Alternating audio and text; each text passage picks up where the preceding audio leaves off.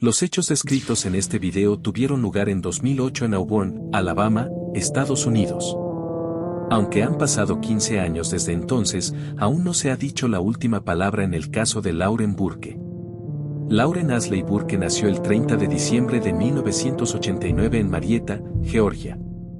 Sus padres, James Burke y Viviane Gerson, se divorciaron posteriormente. Lauren tenía una hermana, Jacqueline Burke, y un hermano, Chad Burke.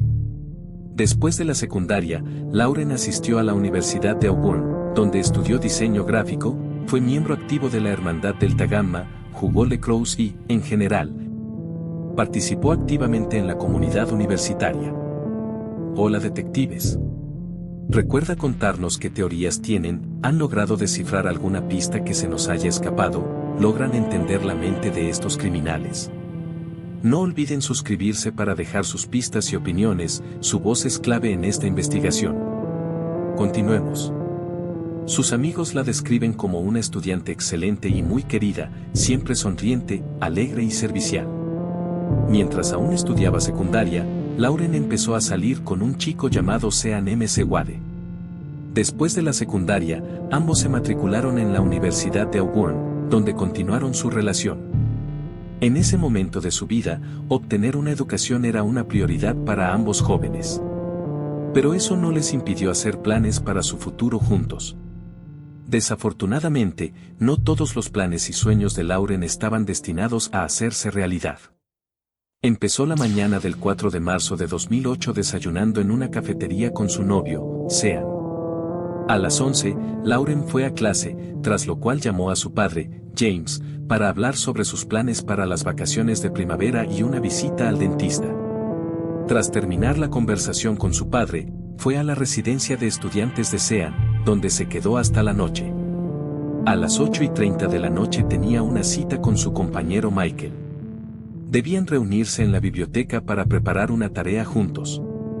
Cuando Lauren, alrededor de las 8 de la noche, salió de la habitación de Sean, ya estaba oscuro afuera. Su coche, un Honda Civic negro del 2001, estaba aparcado junto a la residencia y se dirigió hacia él. Esa fue la última vez que Sean vio a Lauren. Michael, con quien Lauren debía encontrarse en la biblioteca, empezó a llamarla al móvil después de que no se presentara a su cita. Pero Lauren no contestó. Por alguna razón, siguió llamando una y otra vez. Y finalmente escuchó la voz de Lauren al otro lado. Dijo que no iría a la biblioteca porque se había olvidado por completo de la cita.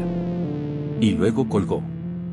Poco después, alrededor de las 9 p.m., el 911 recibió una llamada sobre una niña herida que había sido vista tirada en la carretera entre la Iglesia Bautista de Farmville y la Ruta 280 en la autopista 147.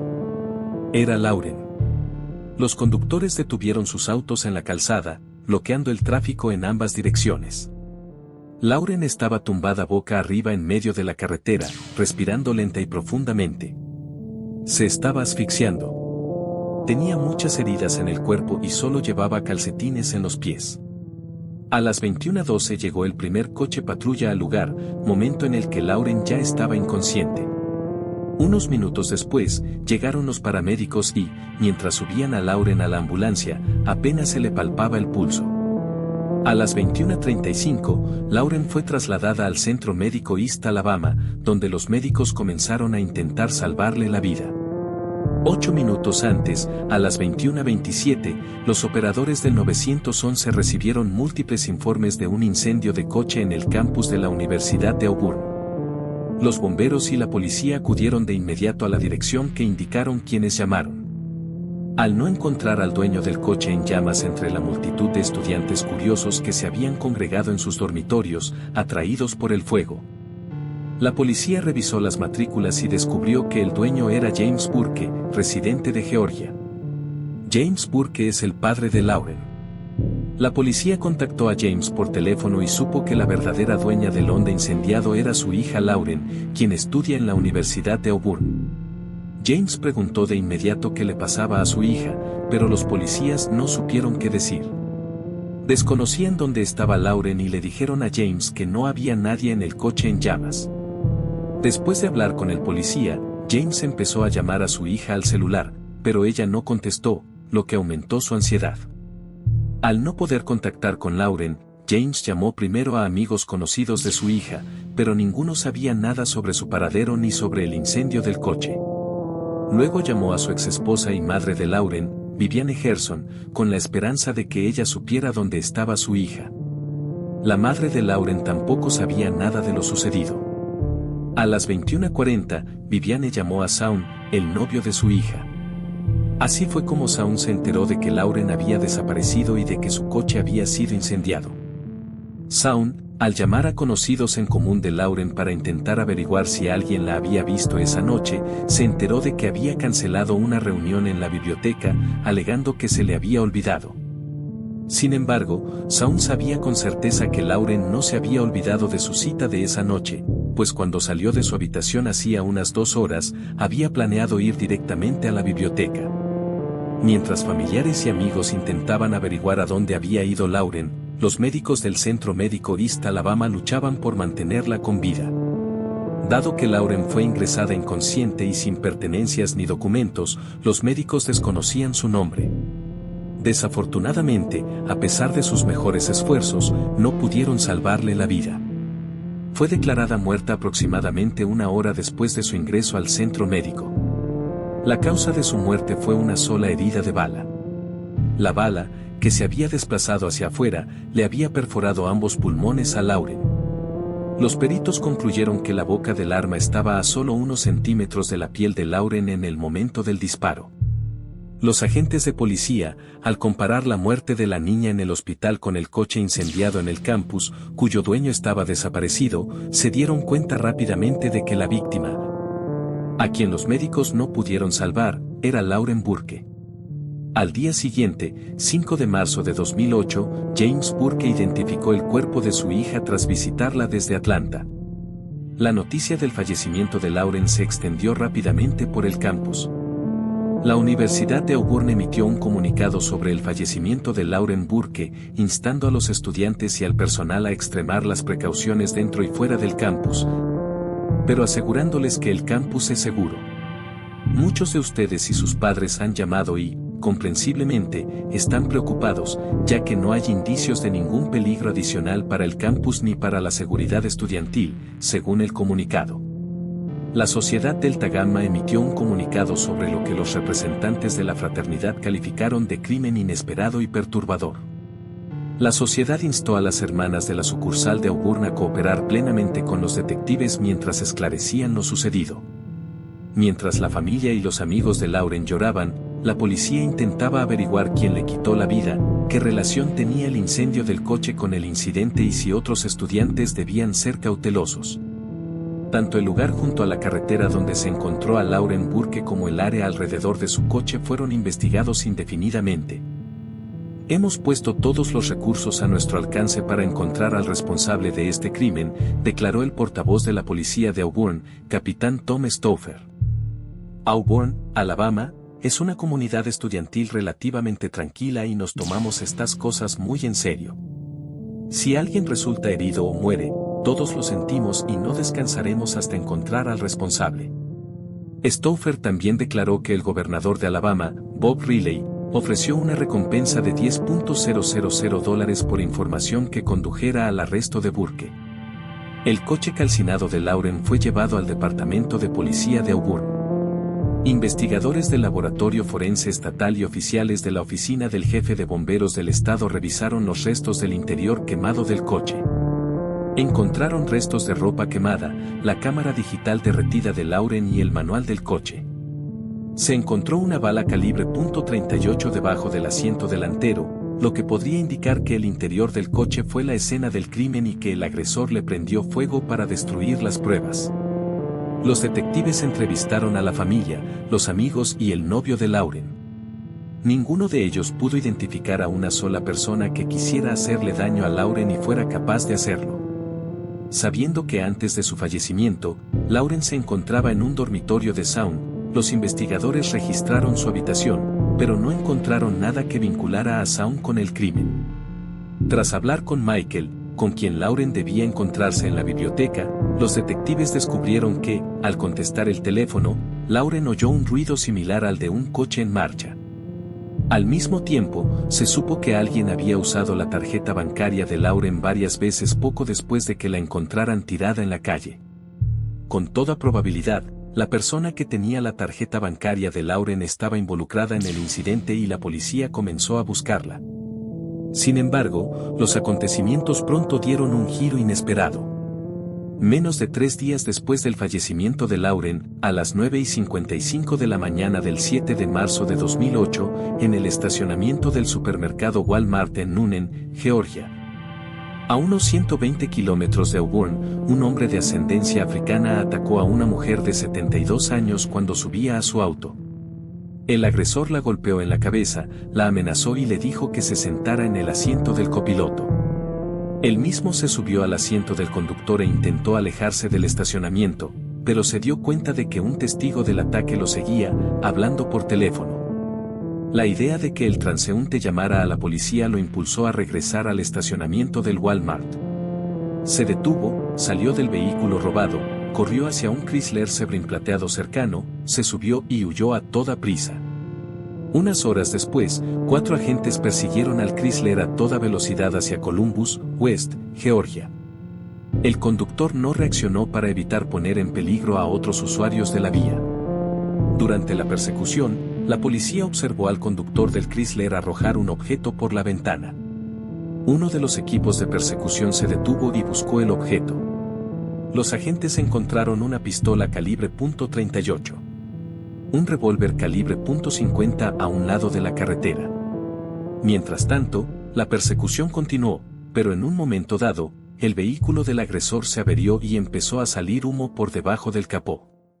El conductor se detuvo bruscamente en la calzada y abrió la puerta. A continuación, un policía que lo perseguía en motocicleta se estrelló contra la puerta abierta. Tras la colisión, el agente salió despedido por encima del manillar de la motocicleta y cayó al pavimento, afortunadamente ileso. El camino donde se detuvo el agresor atravesaba un bosque, y fue allí donde huyó. No pudo escapar. Sin embargo, la policía lo atrapó rápidamente y le puso las esposas en las muñecas. Courtney Laurel Lockhart nació el 20 de octubre de 1984. Según su familia, era un chico agradable y divertido hasta que se unió al ejército de Estados Unidos.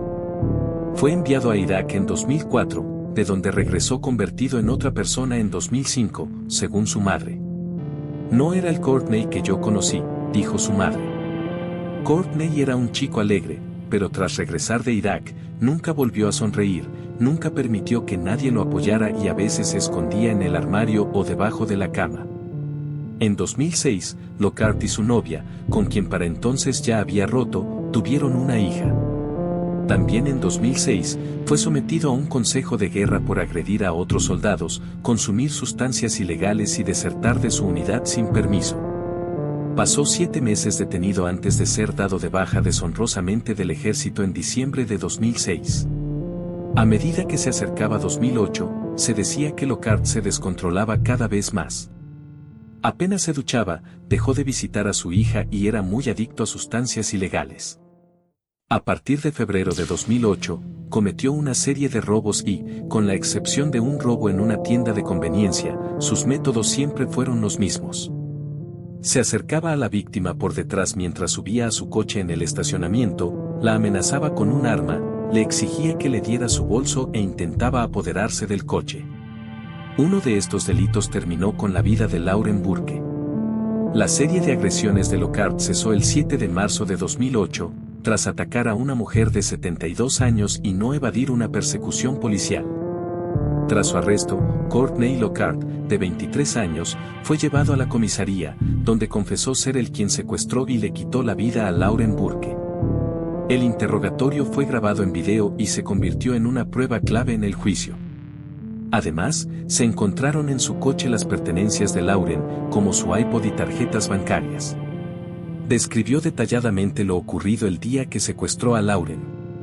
Era martes 4 de marzo de 2008. Lockhart se despertó en su Chrysler Sebring plateado. Había pasado la noche anterior en su coche, cerca del centro médico East Alabama. Necesitaba dinero, así que empezó a conducir por Auburn buscando otra víctima. Cabe destacar que todas las personas a las que atacó eran mujeres, ninguno de ellos hombres. Su recorrido terminó en el campus de la Universidad de Auburn, donde aparcó junto a las residencias estudiantiles. Pasó varias horas sentado en su coche observando a los estudiantes. Alrededor de las 8 de la noche, vio a una chica acercarse al coche aparcado junto a él y abrió la puerta con tranquilidad. Era Lauren. Sin pensarlo mucho, Lockhart agarró su revólver y se acercó a Lauren por detrás, empujándola con el cañón de su arma. Le preguntó cuánto dinero llevaba encima. Al no obtener respuesta, la empujó dentro del coche, la sentó en el asiento del copiloto y se puso al volante. Según Lockhart, Lauren no dijo nada, pero gritó de miedo. Cuando por fin se calmó, sacó $200 de su bolso, se los entregó y le rogó que se fuera. Sin embargo, en lugar de irse, le ordenó a Lauren que se desnudara a punta de pistola y, al oír amenazas en su contra, Lauren obedeció, quitándose todo menos un par de calcetines. Según Lockhart, solo hubo una razón por la que obligó a Lauren a desvestirse. Pensó que si no llevaba ropa, no querría escapar. Lockhart entonces empezó a conducir por las calles de Auburn. Mientras conducía, con una mano en el volante y con la otra apuntando a Lauren con una pistola, ella intentó disuadirlo de cometer el crimen.